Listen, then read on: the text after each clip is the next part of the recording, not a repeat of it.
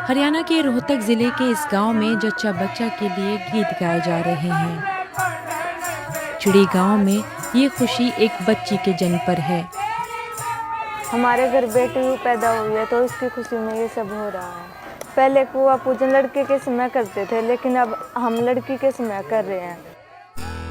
हरियाणा का नाम ऐसे राज्यों में शुमार है जो खराब लिंग अनुपात के लिए जाना जाता है, जहां लड़कियों को अब भी पराया धन और बोझ समझा जाता है। सास तक तो आज भी नहीं थी, गाड़ देने लागी। अक लड़की लड़की होगी तरह तय, लड़का होए कोई ना, ओ पराया धन है और उन ताई देना पड़े, ब्याह नहीं पड़े और छोरा लेकर आवे, ब्याह कर ले आवे और वो धन ले आवे। मेरे तो माँ होने के नाते न्यू थी, चाहे कहे हो जम तो वह इतना प्यारी लगी। नेशनल फैमिली हेल्थ सर्वे 5 के आंकड़े देखें तो हरियाणा और इसके साथ खराब लिंग अनुपात की गिनती में आने वाले राज्यों में सुधार हुआ है। लड़कियों के पैदा होने पर जश्न या कुआं पूजन करने की तस्वीरें भी आती रहती हैं, लेकिन इस राज्य का एक दूसरा चेहरा भी है जो रोहतक जिले से अलग तस्वीर दिखाता है, जैसा कि झज्जर का बरहाना इलाका। यहाँ लड़कों के मुकाबले लड़कियों का अनुपात काफी कम है। अब ऐसे ही है, इस आगे वंश चल जाए, भैया घर खुला रह जाए बच्चों के लिए। परिवार में बस सास ससुर की ऐसी थी भी थोड़ा बेटा भी हो जाए, थोड़ा बहुत परिवार के साथ भी चलना पड़ता। नहीं, हमारी दोनों की कोई इच्छा नहीं थी भाई, जो हो भगवान ने दे दिया वही मंजूर है, बेटा हो या बेटी हो। बेटियों के पास मैं बेटा जरूर चाहूँगी, क्योंकि बहनों को भाई भी जरूरी है। एक बेटा और एक बेटी तो चाहिए, परिवार पूरा हो जाएगा। और जो बिटिया हो जाएगी फिर बेटा की जरूरत तो है ही ना। ये पितृ सत्तात्मक सोच सदियों से गढ़ी गई है और उसे दिमाग में इतना गहरा बसाया गया है कि लड़के के बिना परिवार अधूरा ही माना जाता रहा है। कन्या भ्रूण हत्या और गिरते लिंग अनुपात को रोकने के मकसद से PNDT एक्ट लाया गया। इस एक्ट ने कुछ हद तक इस पर रोक लगाने में मदद भी की है। बचपन से ही वो माइंडसेट से बड़ी होती हैं कि भाई नहीं तो कुछ नहीं, और जब उनकी शादी होती है तो उनकी मम्मियाँ, उनकी ग्रैंड मदर्स को यही उन्होंने देखा होता है, अपनी मदर को भी ऐसे ही देखा होता है, अपनी ग्रैंड मदर को घर में ऐसे ही देखा होता है कि बेटा नहीं तो कुछ नहीं। देखो, रूल का ये तो प्रेशर आ गया कि कोई अब ओपनली ये नहीं बोलता कि हमें सेक्स डिटर्मिनेशन कराना है या हमें अबॉर्शन कराना है, पर इनडायरेक्टली क्या कि हमें बहुत टेंशन है, हमें बेटी तो नहीं हो जाएगी, कुछ हो सकता है क्या डॉक्टर साहब, कुछ हो सकता है। ये लाइन बड़ी कॉमन है।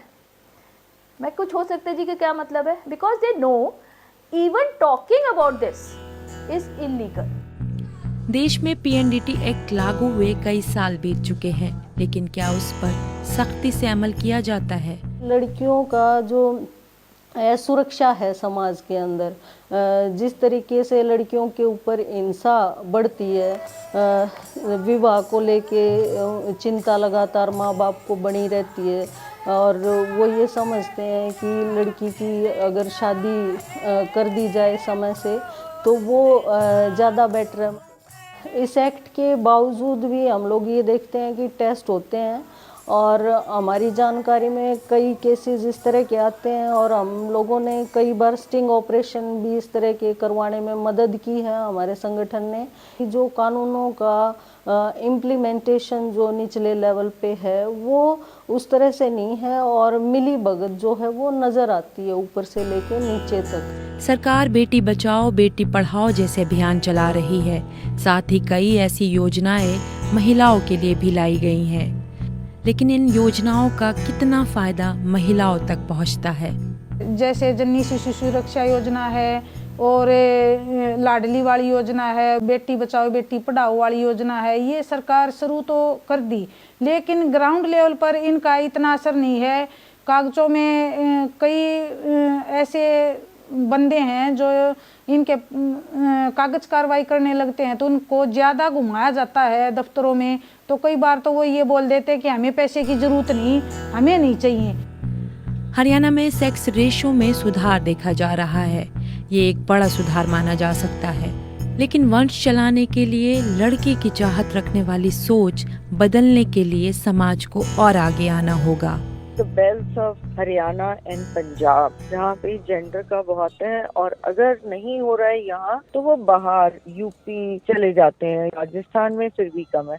क्योंकि it's just that it is become more expensive. कितने भी लॉज बना ले, कितने हम PNDT का वो कर लें rate, it is the responsibility of the society, community, the religious leaders, वहाँ पे change लाने की जरूरत है, जो कि behavior change takes a long time to happen. लेकिन सेक्स रेशो को देखें तो दक्षिण पूर्वोत्तर और उत्तर भारत के राज्यों में एक बड़ी खाई दिखाई देती है। साउथ में जो हमारा ट्रांजिशन है, और ट्रांजिशन केवल डेमोग्राफिक ट्रांजिशन ही नहीं, सोशल ट्रांजिशन, कल्चरल ट्रांजिशन, वो बहुत पहले हो चुका है। आप देखेंगे आंध्र प्रदेश, तेलंगाना, तमिलनाडु, केरला में बहुत सारे ऐसे लोग हैं केवल 1 चाइल्ड, और वो भी फीमेल चाइल्ड के बाद फीमेल स्टरलाइजेशन करा लिए। कारण ये है कि वो ऑलरेडी वैल्यू करते हैं फीमेल चाइल्ड का। 919 से 929 की इम्प्रूवमेंट इंडिया में ओवरऑल हुई है। नॉर्मली तो 952 होना चाहिए रेशियो। ओके, तो परफेक्ट तो सुधार नहीं हुआ है, लेकिन कुछ कुछ जगह पर हो चुका है। और भी अब हो रहा है कि वही जगहें हैं जहाँ पर लड़कियों के एजुकेशन खास बढ़ रहे हैं।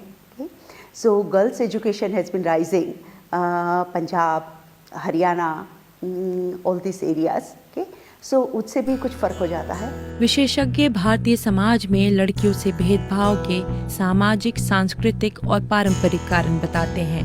हालांकि महिलाएं सशक्त भी हो रही हैं, लेकिन सदियों से लोगों के जहन में बसी पितृसत्तात्मक धारणाओं को बदलने में समय लगेगा। घर में खुशियां खाए, ये मारे लाडली